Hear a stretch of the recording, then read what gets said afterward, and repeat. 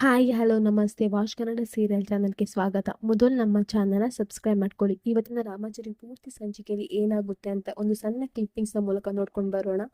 ಸಂಚಿಕೆ ಪ್ರಾರಂಭದಲ್ಲಿ ವೈಶಾಖಂಗೆ ಮತ್ತು ರುಕ್ಕಿಗೆ ಡೌಟ್ ಬಂದಿರುತ್ತೆ. ರುಕ್ಕು ಹೇಳ್ತಾ ಇರ್ತಾಳೆ, ಒಂದು ವೇಳೆ ಚಾರುಗೆ ಗೊತ್ತಾಗಿದ್ರೆ, ಆ ಹುಡುಗ ಸಿಕ್ಕಿ ಬಿದ್ದಿದ್ರೆ, ಆಗ ಅವನು ಹೇಳ್ತಾನಲ್ವ ನೀನೇ ಮಾಡಿಸಿದ್ದು ಅಂತ. ಆಗ ಏನು ಮಾಡ್ತೀಯ ಅಕ್ಕ ಅಂತ ಹೇಳ್ತಾನೆ.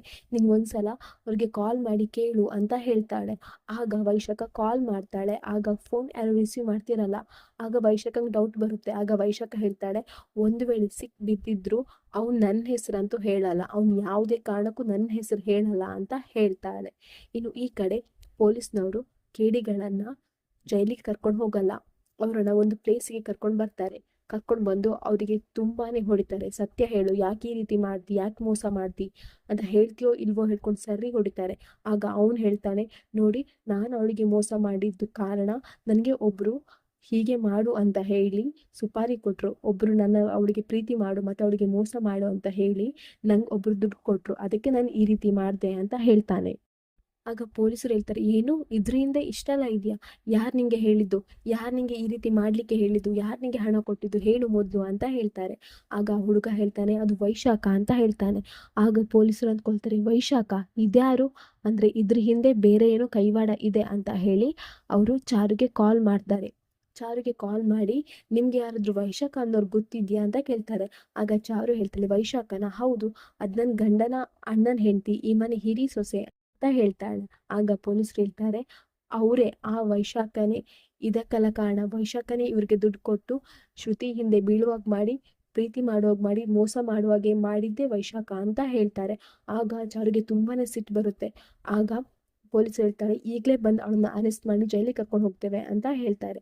ಆಗ ಚಾರು ಹೇಳ್ತಾಳೆ, ಇನ್ಸ್ಪೆಕ್ಟರ್ ಸ್ವಲ್ಪ ದಿನ ವೇಟ್ ಮಾಡಿ, ನಮ್ಮನೇಲಿ ಒಂದು ಶುಭ ಕಾರ್ಯ ಮಾಡಬೇಕಂತ ಇದ್ದೇವೆ, ಅದಾದಮೇಲೆ ನೀವು ಅವ್ರನ್ನ ಅರೆಸ್ಟ್ ಮಾಡಿ ಅಂತ ಹೇಳಿ ರಿಕ್ವೆಸ್ಟ್ ಮಾಡ್ಕೊಳ್ತಾಳೆ. ಆಗ ಪೊಲೀಸರು, ಆಯಿತು ಚಾರು, ನೀನು ಹೇಳ್ದಾಗೆ ಮಾಡ್ತೇನೆ ಅಂತ ಹೇಳ್ತಾರೆ. ಇನ್ನು ಈ ಕಡೆ ಚಾರುಗೆ ಅವಳ ಫ್ರೆಂಡ್ ಸಿಗ್ತಾನೆ. ಆ ಫ್ರೆಂಡಿಗೆ ಒಂದು ಮದುವೆ ಆಗಿರ್ತದೆ, ಆದರೆ ಅವ್ನ ಹೆಂಡತಿ ಅವನ ಜೊತೆ ಇರುವುದಿಲ್ಲ. ಅವನಿಗೆ ಇನ್ನೊಂದು ಮದುವೆ ಆಗಲಿಕ್ಕೆ ಮನೆಯವರೆಲ್ಲರೂ ಒತ್ತಾಯ ಮಾಡ್ತಾ ಇರ್ತಾರೆ.